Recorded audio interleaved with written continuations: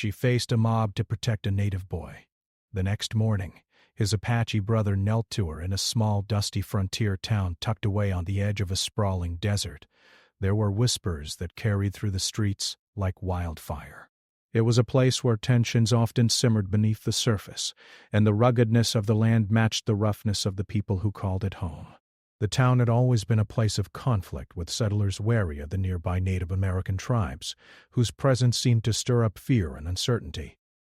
The settlers saw them as strangers, and strangers brought with them the unknown. Among these settlers was Clara, a kind-hearted woman with a quiet strength. She had come to the town years ago, seeking a fresh start after the loss of her own family. She had learned to trust the land, to rely on herself, and to make do with the little she had. But Clara was different from many others. While others viewed the native tribes with distrust and fear, Clara had always believed in the possibility of kindness and understanding. She knew that not all people were the same, that beneath the surface of every culture and every person, there was humanity. One fateful day, Clara had come across a boy in the woods, barely more than a child. He was dirty and hungry, his clothes torn and his face streaked with dirt and tears. His name was Chet, and he was a member of a nearby Apache tribe. His family had been caught in a brutal raid, and he had barely escaped with his life. Clara, without hesitation, took him in. She gave him food, water, and a safe place to sleep. She knew the danger of harboring a native boy in a town that was so fearful, but she couldn't turn him away. For weeks, Clara cared for Chet, teaching him how to work the land, how to care for animals, and how to live with the same quiet resilience she had learned over the years. In return, Chet helped her with the chores, growing strong and capable.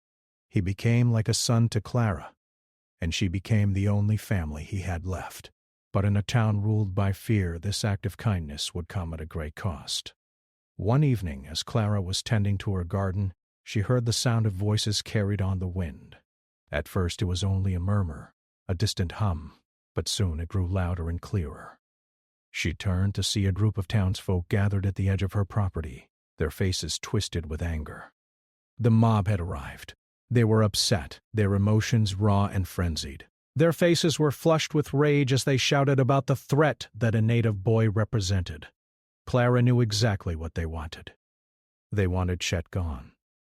They didn't care about the kindness she had shown him or the help he had provided. All they saw was a boy who didn't look like them, a boy who belonged to a people they didn't understand. In their eyes, that made him dangerous. The townspeople had been watching Clara, whispering among themselves about her decision to care for Chet. Rumors had spread like wildfire, rumors of Clara being too soft or too trusting, and of a growing fear that the town's safety was at risk.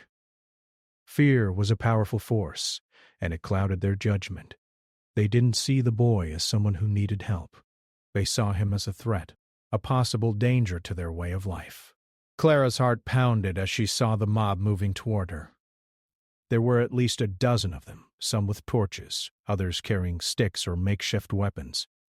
They were determined, their faces hard with the belief that they were protecting their town from a perceived threat. The only problem was that their perception was based on fear, not truth. She quickly moved to the door of her cabin and stepped outside. Chet was inside, safe for the moment, but Clara knew that if the mob reached him, there would be no stopping what might happen. She had to act, and she had to do so quickly. Her breath came in shallow gasps, but she remained calm as she stood in front of the mob, blocking their path. Her heart raced, but she forced herself to stand tall. She was just one woman, but she wasn't going to let them take the boy she had promised to protect. "Stop!" she shouted, her voice ringing out across the open ground. The mob faltered for a moment, taken aback by her sudden appearance. It was clear they hadn't expected her to stand in their way. Clara's hands were empty, but her heart was full of resolve. She had no weapon to defend herself, but she had her words, and she would use them. "I won't let you take him," she said firmly. "Chet is under my protection. He has done nothing wrong." The leader of the mob, a man named Mr. Thompson, stepped forward. His face was red with anger, his eyes hard and unyielding. He's a savage, he spat, his voice thick with contempt. And you're harboring him. Don't you understand what that means? You're putting us all in danger. Clara's gaze didn't waver. He's a boy, she said, her voice steady. A boy who has lost everything. He's not a threat. He needs help, not your hatred. But the mob wasn't listening. Fear had clouded their reason, and Clara could see that they were growing more agitated by the second. She could feel the heat of their anger, the tension in the air like a storm about to break.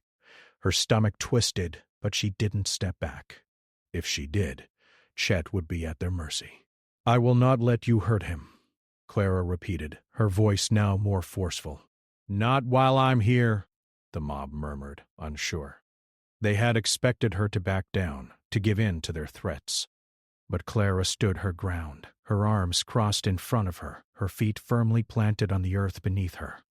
The standoff stretched on, the air thick with tension. Clara's mind raced, searching for a way to calm the situation. But every word she spoke seemed to fan the flames of the mob's anger. She could see the fear in their eyes, but she could also see their resolve. They weren't going to leave without getting what they wanted. Just as Clara was about to speak again, something unexpected happened. The sound of hooves rang out in the distance, growing louder by the second. Clara turned to see a lone rider approaching at a gallop, kicking up a cloud of dust behind him. The rider's face was hidden beneath a wide-brimmed hat, but the man's presence was commanding.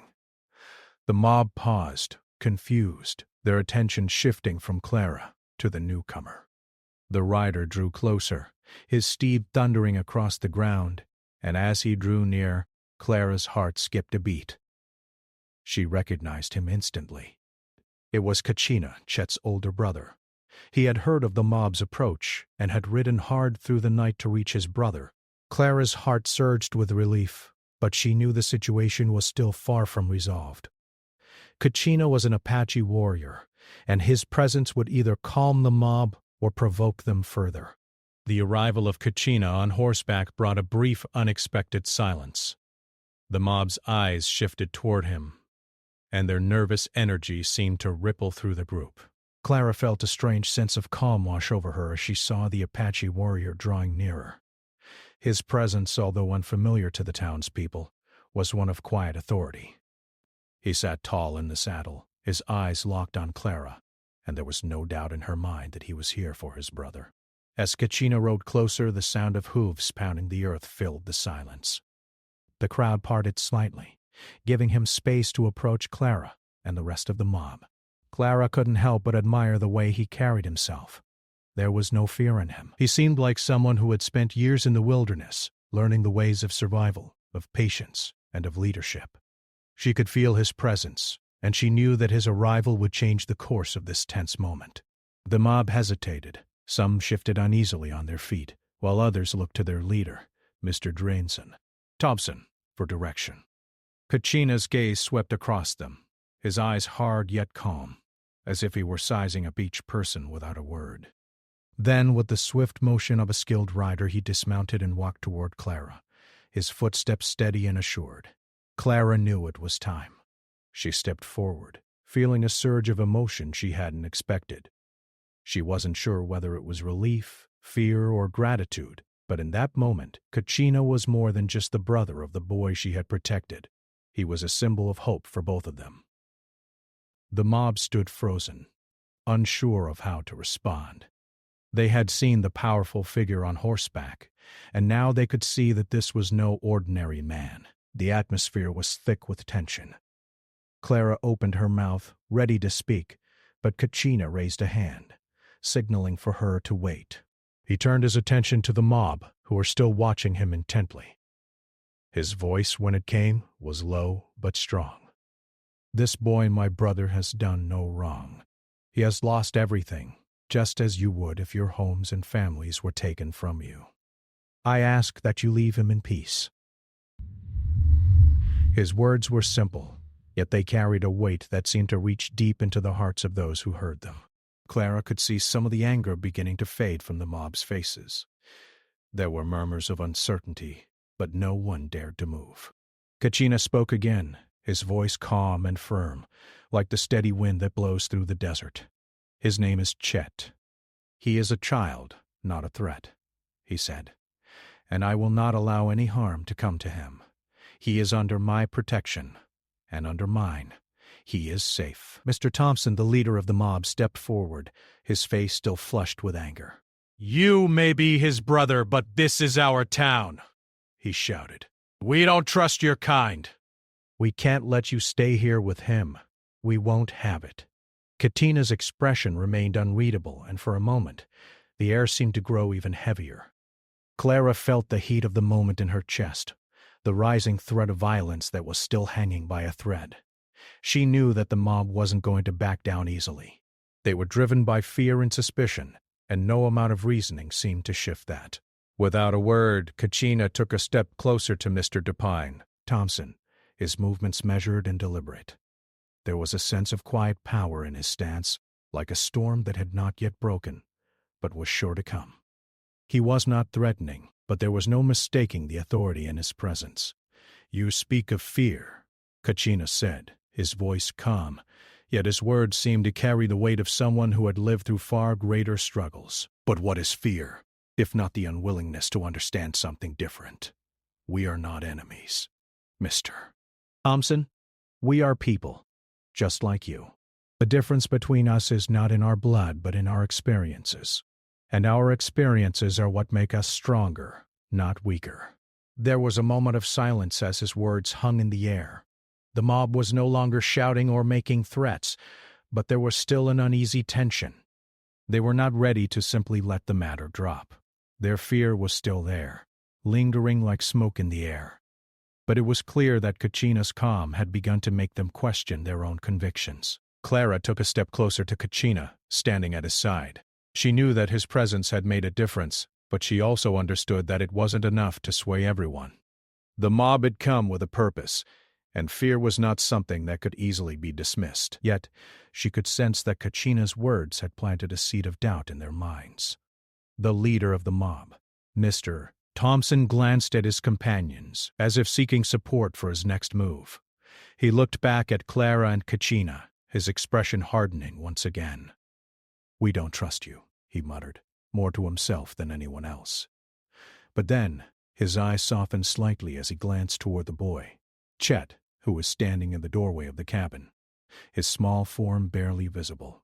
"But you are family, Mr. Shy," Thompson said, his voice dropping to a near whisper. Kachina nodded solemnly. "Family," he echoed. "We all are."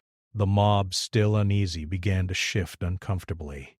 Some members glanced at each other, others at the ground, unsure of what to do. They had come to this place expecting a confrontation, a fight they thought they had to win, but now they were unsure. It was the quiet strength in Kachina's voice that had unsettled them, not the threat of violence. He had not come to fight, he had come to protect his brother, and in doing so he had invited them to see beyond their fear. Mr. Thompson let out a long sigh, and with a final glance at Clara and Kachina, he motioned for the mob to retreat. "We'll be watching," he said, his voice low. "But for now, you're safe." With those final words, the crowd began to disperse, each member moving away slowly, still uncertain but with no immediate desire to challenge the warrior and his brother. Clara watched as they left, her heart pounding in her chest, but she felt a wave of relief wash over her. The mob had been turned away, for now. Kachina stood quietly beside her, watching the retreating mob. He said nothing at first, but Clara could feel the weight of the moment settle between them. "You did well," Kachina said finally, his voice soft but filled with respect. "But you are brave, Clara. No one should have to face such hatred alone." Clara smiled, feeling an overwhelming sense of gratitude for the strength he had shown. She had faced the mob alone, but with Kachina's arrival she felt a deep connection, not just to him, but to something greater, something that transcended fear. The mob's retreat left a heavy stillness in the air, but Clara couldn't shake the sense of unease that lingered. She stood at the threshold of her cabin, watching the townsfolk slowly fade into the distance, the dust rising around them like a quiet cloud. The night had been full of uncertainty, but Clara had managed to protect Chet. That, she knew, was something that had made all the difference. But what would happen next? Would the mob return in greater numbers? Would they come for Chet again? The questions pressed on her mind, but she refused to let them break her resolve. Kachina stood beside her, his posture as straight and solid as the mountain range in the distance. His presence was calm, but there was something in his eyes, a quiet understanding that came from living through countless battles and hardships. He wasn't just here to protect his brother. He was here because he knew the weight of Clara's bravery, the cost of standing firm against a mob driven by fear. Clara turned to him, her breath still a little shaky from the earlier confrontation. "Thank you," she said, her voice soft but filled with meaning. "You were right on time." Kachina nodded, though his gaze remained distant for a moment. He wasn't looking at her, but through her, as if seeing something far beyond the walls of the cabin, perhaps far beyond the town itself. "Time is not something we have when it comes to family," he replied quietly, his voice carrying the weight of unspoken years. "And no one should face a fight alone." His words lingered in the air as Clara processed them. It was strange, but in a way, hearing Kachina speak so simply, yet so profoundly, made her realize something she had never fully understood. She had spent so much of her life fighting battles on her own, surviving, protecting, standing firm when no one else would. But in that moment, she felt the weight of partnership, of shared strength. She wasn't alone. "Your brother, Chet," Clara began, her words halting at first, unsure how to phrase her thoughts. "He means everything to you, doesn't he?" Kachina's eyes softened for the first time since he'd arrived. There was no bitterness, no anger, just a quiet, unwavering love for his brother. "Chet is my family. I could not have protected him without you. But he has lost so much. My people, we have been torn apart by violence and war. We do not trust easily, but we must, for the sake of those who remain." Clara nodded, understanding the gravity of his words. She knew that Chet, despite his quiet demeanor, had lived through something none of them could truly comprehend. He had lost his family, his home, his way of life. And yet, despite all that, he was still just a boy, still someone who needed care, compassion, and most importantly, a chance to heal. The thought of Chet sent a pang through Clara's chest. She turned toward the cabin, as if expecting to see him standing there, watching them. But when she stepped inside, the silence was overwhelming. Chet was sitting at the table, his eyes downcast. His small shoulders were hunched, and his hands rested on the worn surface in front of him. He didn't look up when Clara entered, and for a moment she wasn't sure what to say. She knelt beside him, placing a gentle hand on his. "It's okay, Chet," she said softly, her voice filled with reassurance. "You're safe here. No one is going to hurt you." Chet finally looked up, his eyes wide, full of fear and sadness. "But they were going to hurt you," he said in a small, trembling voice. "I heard them." "They wanted to take me away. What if they come back?" Clara's heart ached for him. This young boy, who had already faced so much pain and loss, now feared for her safety. It was a fear she hadn't fully understood until now. What it meant to be a protector, not just for someone else, but for herself as well. But she knew she couldn't let him carry that weight alone. "They won't come back," Clara promised, her voice steady. "Not as long as Kachina and I are here. We'll protect you. You don't need to worry." Kachina's presence at the doorway gave Clara strength, his quiet confidence filling the room. He wasn't saying anything, but his very presence was a reminder that they were not alone.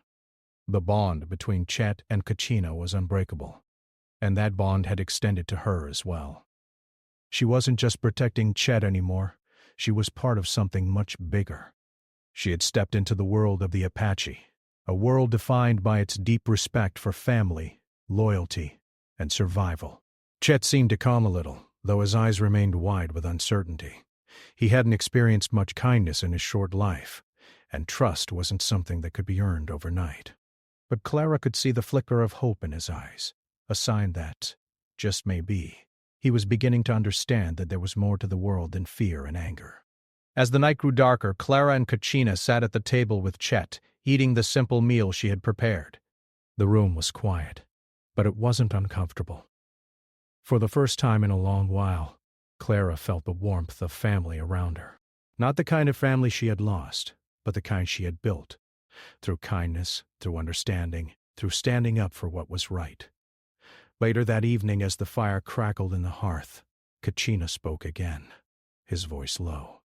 "Clara, I must ask you something." She looked up at him, her curiosity piqued. "What is it?"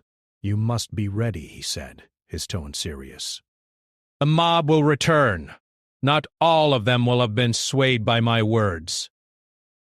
"They are driven by fear, and fear will make them do things they may not want to.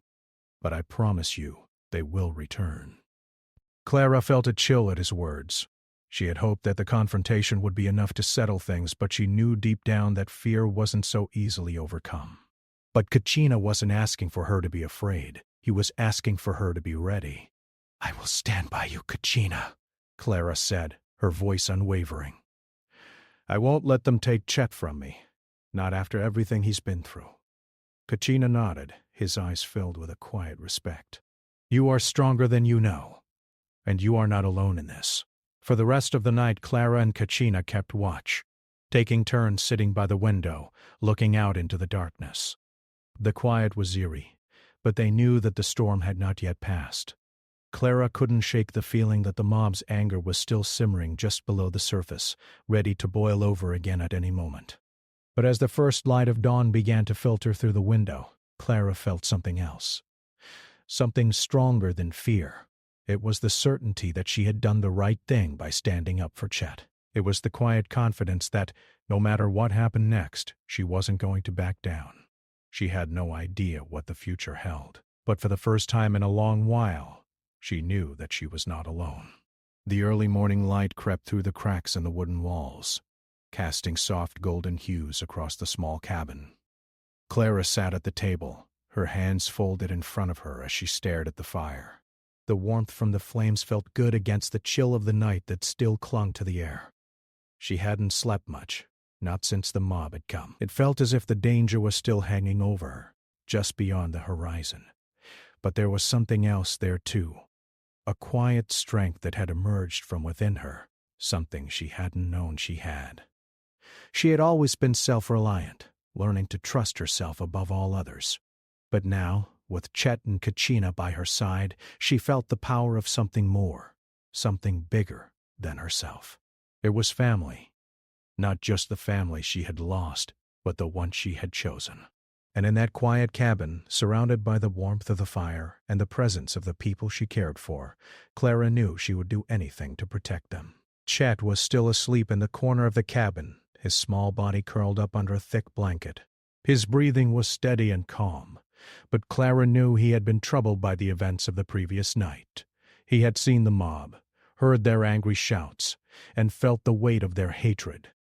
No matter how much Clara reassured him, she knew it would take time for the boy to heal from what he had been through. But that didn't stop her from trying. She could offer him a place to rest, a chance to rebuild what had been lost.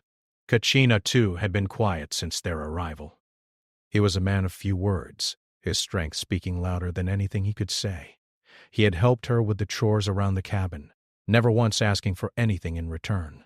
He worked with the same intensity and purpose that he had shown in the face of the mob, but there was also something else in his eyes, something deeper. Clara couldn't quite place it, but she knew that the bond between them had grown stronger since the night of the confrontation. He was here, not just for his brother, but for her as well. As the sun climbed higher in the sky, Clara finally stood and stretched, the aches of the previous night beginning to set in. She glanced over at Kachina, who was sitting outside by the fire, his back straight as always. His eyes were distant, lost in thought, as if he were watching something far beyond the horizon. Clara walked outside to join him, her steps quiet as she approached. "Morning," she said softly, sitting down beside him. She didn't expect him to respond immediately. He wasn't one for small talk, and Clara had come to appreciate that. Sometimes the silence between them spoke volumes. Kachina turned his head slightly, meeting her gaze for the briefest of moments. "It's a good day," he said, his voice low but steady. "The air is clear," Clara nodded, unsure of what to say next. There was so much on her mind, so much she didn't know how to express. But in the presence of Kachina, she didn't feel the need to fill the silence with words. They sat together in quiet companionship, the warmth of the fire between them. After a while, Kachina spoke again, his words deliberate, as if carefully chosen. "I know what you're thinking," he said, his voice softer now. "The mob will come again. They are not finished with us." Clara's heart tightened at the thought. She had hoped that maybe, just maybe, the mob would see reason and leave them in peace. But Kachina's words were a reminder that fear was not easily overcome. The mob was driven by something deeper than simple anger. It was driven by fear of the unknown. And fear, as Kachina had said the night before, was a powerful force. "They'll come," Clara agreed, her voice calm but heavy with the knowledge that Kachina was right. "And we'll be ready." Kachina's gaze drifted once more to the horizon, his expression unreadable. He didn't seem to be looking at anything in particular, but rather lost in thought. Clara wasn't sure if he was thinking of his people, of the battles he had fought, or of the life that had been torn from him and his brother. But she could sense the weight of it all in the silence between them. "I will stay," Kachina said finally, breaking the quiet. His voice was firm, resolute. "For as long as you need me, I will stay." Clara looked at him, surprised by the depth of his words. She had always known he would protect his brother, but this was different. He wasn't just offering his protection, he was offering his loyalty. She could see in his eyes that this was more than a promise.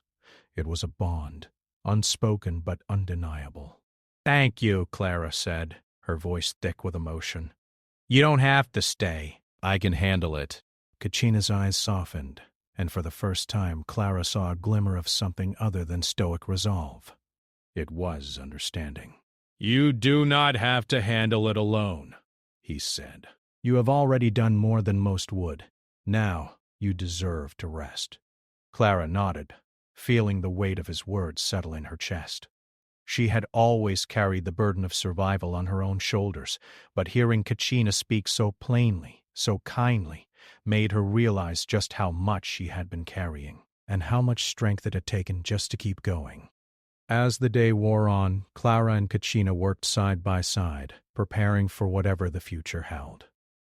They didn't speak much, but there was an unspoken understanding between them. They were allies now, bound together by something stronger than mere circumstance. They were family, in a way, and in that simple truth Clara found comfort. By late afternoon, Clara went inside to check on Chet. He was sitting at the table, his face drawn but determined. When he saw Clara, his eyes brightened, though there was still a trace of uncertainty in his gaze. He had been through so much, and Clara knew it would take time for him to trust fully again. But he was trying. "Are you okay?" Clara asked, sitting beside him. Chet nodded, though his voice was quiet. "I'm okay," he said softly. "I'm just tired." Clara smiled gently, placing a hand on his. "You've been through a lot. But you're safe now, Chet. You're not alone anymore." Chet's eyes seemed to shine with something.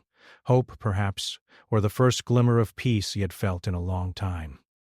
He looked at Clara, and for the first time, she saw a flicker of trust there. Later that evening, as the sky turned to shades of pink and orange, Clara sat on the porch, looking out at the land that stretched out before her. The night would fall soon, but for now the world was peaceful. And for the first time in a long time, Clara felt a quiet sense of safety. Kachina and Chet joined her, sitting beside her in the soft glow of the setting sun. "We will face whatever comes next," Kachina said quietly, his voice steady. "Together," Clara nodded, feeling the weight of his words. They had faced so much already, but there was something different now. It wasn't just the three of them against the world. They had each other. And together, they were stronger than they had been alone. The days that followed felt like a delicate balance between vigilance and peace. The mob had not returned, but the air around the cabin still held a quiet tension, a sense that things could change at any moment. Clara had learned to be prepared for whatever came next, but she also understood the value of the quiet moments, the ones when the world felt still and she could simply breathe. Chet had grown more comfortable in the cabin, though there were moments when Clara could see the weight of his past in his eyes. He was a young boy, and yet the events he had witnessed and survived had left scars deeper than any one person should bear. But Clara saw something in him now, something stronger than fear. She saw hope. He was starting to trust again, and with that trust came a glimmer of the boy he had been before tragedy had struck. Kachina had remained by their side, his presence a steadying force. His silent strength had been a constant reminder that they were not alone. Though he was a man of few words, his actions spoke volumes. He worked alongside Clara, helping with chores and offering quiet guidance whenever Chet needed it. But it wasn't just about protecting his brother anymore. It was about something more, about the bond they had forged together. In the face of everything that had happened, one morning after the sun had risen and the world outside was beginning to stir, Clara woke to the sound of Chet's footsteps in the kitchen. She found him sitting at the table, his hands resting on the edge, staring out the window. His face was calm, but there was a subtle change in the way he carried himself. The uncertainty had faded from his expression, replaced with a quiet determination. "Good morning," Clara said softly, walking over to join him. "How are you feeling today?" Chet looked up at her, and for a moment there was something in his eyes, something more than just the remnants of fear. It was a small but significant shift. "I'm okay," he said, his voice steady. "I've been thinking. I want to help." Clara raised an eyebrow in surprise. "Help with what?" "With the land," Chet replied, his voice a little more confident. "I want to learn how to take care of things, how to help with the animals, with the crops. You've been doing so much, and I want to be able to do something for you." Clara's heart swelled with pride.